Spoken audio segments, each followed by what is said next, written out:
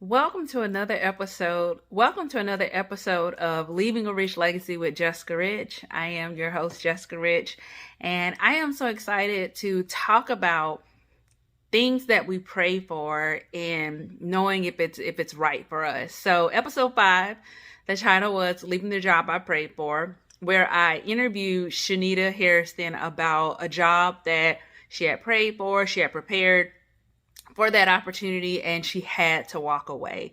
And I wanted to share some of my personal experiences with being intentional about your prayers, but not only that, knowing when to walk away. So the first thing that I thought about was in 2018, I was working, I believe it was Hurricane Michael in North Carolina, and I was stressed out. When I say stressed, I was stressed out. I was working basically 7 a.m. to like midnight, 7 a.m. to 7 p.m., super busy with work. 7 to 9 p.m. taking calls, and then like 9 p.m. to midnight, I felt like was when I kind of really got work done. But I was stressed. I was exhausted. Like I even told my manager, I don't know if this is a job for me. I don't know if I made the right decision. And I remember I had a conversation with my dad and my sister, and I was just talking about how stressed out I was. I was tired and just questioning the job. And my dad says, "Is this what you wanted?" And I was like, "You're right." Like, I had to sit and think about it, but he was right. It was a job that I had been praying for and pursuing for like a few years. And even though I had got off the road, so I had left that environment for 5 years, but I really wanted to get back. And even though it was challenging for my first deployment, back on the road, and there were some hurdles, and that's the chaos that I was used to, he was right. Like that was what I had been praying for years. And I got the opportunity, and I was questioning if I made the right decision. But I was very intentional. I never jumped back into the opportunity. I knew that timing was right. So when I didn't get it before, or the opportunity did not become available, I felt like timing was all in order because I had been really focusing on my finances and getting out of debt. I was able to move in and live with one of my girlfriends for 2 years. So like everything lined up perfectly. But him asking me, "Isn't this what you asked for?" It was like a reality check to remind myself, like, this is what I prayed for. This is the chaos, it being in that particular environment, working catastrophic claims. I hadn't been in it a long time. So it was me getting more familiar with it because it had been 5 years, 6 to 5 years, but 5 to 6 years. But, him bringing that home to me was a realization that this is what I asked for. And over the next 4 years, it was something that really has been a huge milestone in my career that has helped me to be a really impactful leader, leading my direct reports, leading leaders, being a positive influence, having an impact not on just employees, but the customers that we service. I had the opportunity to work the California wildfires in 2018. I worked the derecho storm in Iowa in 2020. I was in Louisiana for 4 or 5 months, 5 months, helping with assisting with the hurricane. And through that, I really, really enhanced my leadership skills. So when I think about praying for something and knowing that it's right for you and knowing when to close the door, that came to mind because I questioned if it was the right decision, and it was absolutely the right decision for me. But we have to be intentional about what we ask for, because sometimes what we desire is not always what's meant for you. Or are you chasing money? When I think about that job, I worked long hours. So the norm was 6 days a week, 12-hour days, 7 a.m. to 7 p.m. I could easily work 6 days a week, 12 to 14-hour days. I could work 6 days a week, 10 to 12-hour days. Most days were 12 hours. Sometimes I would work Sundays, be available for questions. If there's something that happens after 7 p.m. and somebody reports to you, you have to be available for that. And it was an opportunity that really made me stronger and more impactful as a leader. But there is no doubt and question in my mind that was the job for me. I didn't chase it for the money. It was good money, but a year like 2020, when you start counting up the hours I was working, I'm like, whoa, but you have to do it more than just the money. It's got to be purpose. And it really has to be aligned with who you are, who you're called to be. And I do agree that opportunity did. So I want to share that one. Then also, it's not always about the workplace. We pray for things that we want in our personal life and our heart's desires. When I think about myself, I'm single. I desire to be married. I want children. I froze my eggs in the beginning of the year to preserve my fertility. And, when I meet someone, I had come to a place where I would pray specifically, like, if this person isn't meant for me, like, show me that. Not that I'm looking for the bad, but I don't want my desire to kind of overshadow any signs, red flags that I'm ignoring because I want something so bad. And I think that's important that we realize when you pray for something, don't pray to force it to happen. We want to pray for guidance that if it's meant to happen, if it's the purpose and plan for your life, then it will happen, but not that, I want XYZ to be my husband, so, make him propose to me or make him see that I'm his wife.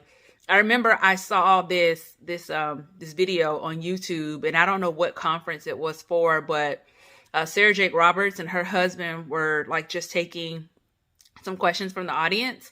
And this woman, talked about like this man she was in love with, and she knew he was the one, but he wasn't ready, but she knew he was her husband.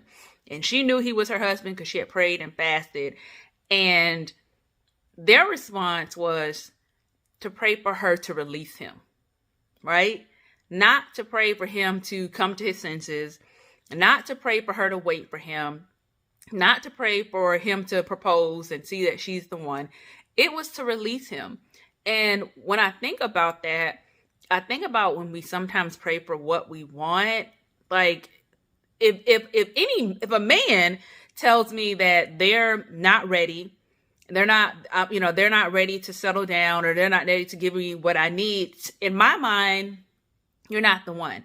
I'm not going to wait. I'm not going to settle. I'm not going to put my life on hold. And when we get into this place where we start to pray that it will happen, that he'll realize you're the one. If you have to pray for him to realize you are the one, you are his wife, then he is not the one. And that's something that I've been able to accept in my single season.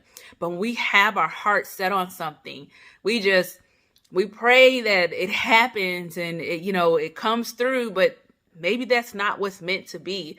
That's why we have to be very intentional about praying specifically, pray for guidance, direction, discernment. If this is your will, that you will, guide me through it. Not give me a sign that if this is the one, this happens, and you need to be very intentional about your prayers, because when we pray for something and if it's not what's in, the plan for your life, and it happens, and you're like, oh yes, this was a sign, and it's absolutely not what was supposed to meant to be. Well, sometimes just be careful what we ask for. Sometimes we'll be careful what we pray for, because you could pray for something that was not meant to be for you. And you could also force something where you say, I pray for this, and God made it happen, when in reality, you chased down this guy to be with you. You paid his way for him to be with you. You basically bought him, or even for a job. You applied all these to these positions for a specific salary amount, and you hate it. Like, you're working crazy hours to try to keep up, or you're overwhelmed and you don't have a life because you were chasing this dollar, and you're saying, oh, but I prayed for it, but it wasn't meant to be yours, right? So I wanted to follow up on this episode just talking about, like, when we pray for something, it's okay to pray for your heart's desires, but ask for discernment and guidance on if that is what is meant to be, then it will be. I have friends who will ask me to pray for jobs for them. And I will say, I will pray if this is opportunity meant for you, that it will be for you. If it's not meant for you, I don't want to pray that you get this opportunity, because it can come with stress, anxiety. I've had people on the show that have shared that, they've experienced depression, and I don't want that for anyone in my life that I care about. So what I'm going to do is I'm going to pray for it. This opportunity is yours. It will be yours. And I will be in prayer with you together for that. And I'll be very clear with them to say that as well. Relationships, I really don't pray for others' relationships as far as that the person will propose to them or the person will do this and that. I pray for guidance for my loved one, that they will make the right decision based on what's important in their life and their desires. And that if there's clarity that's needed, then they're given that. I really try to stay away from relationship advice because people are going to do what they want to do. But if there's a situation where someone asks for a specific prayer for something, I'm intentional with that, because I do believe if a door is meant to be closed, then I want it to be closed. And that is something that I include in my prayers. Like, if this is not a door meant for me to walk through, then I don't want to walk through it. If this door is meant to be open based on what's the purpose of my life, then I want it to be open and I want to walk through it. But if it is meant to be shut, then I can accept that no, because I want only what is a part of the purpose of my life. And that is not always easy. And I'm talking about that because that has come with time and experience and mentorship to help me get through my mom and prayers and, having to be intentional about what I pour into myself to get to this point. But for anyone who is really thinking about like all these things that you want to happen and you're praying for it, start with, is this meant for me? And if it's not meant for me, then what does that look like? I have to accept that it's not, regardless of what it is, and put yourself in a position where you can be happy based on the response that you get, because every door that opens is not meant for us to walk through it. Every opportunity is not meant for us to have it. Regardless of what anyone else around you has, regardless of the success and the relationships and the marriage anyone around you has, we are all on different journeys and paths in this life. And what's meant for me will be for me. What's meant for you will be for you. And timing is perfect. I truly believe that. And I know that when the time is right, the things that were meant to be for me and that are part of the desires of my heart will happen. I just have to stay patient. That's easier said than done. But it's a practice that you have to do to be able to accept that and position your life when you understand that every door that you walk through, every opportunity, you want the ones that are meant for you. Thank you for joining another podcast of Leaving Rich Legacy. If you enjoyed this podcast, please give me some feedback. You can give me feedback on YouTube at Coach Jessica Rich, or you can send me an email at info at jessicarichcoaching.com. I would love to hear from you. It's so important to know that these podcasts and these topics thus far have really been impactful.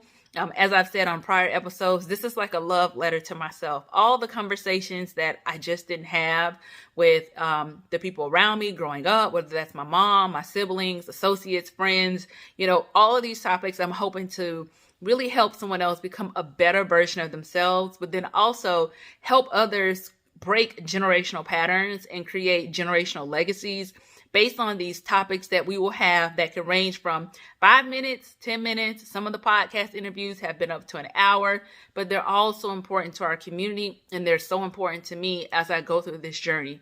So thank you so much. I appreciate all your support.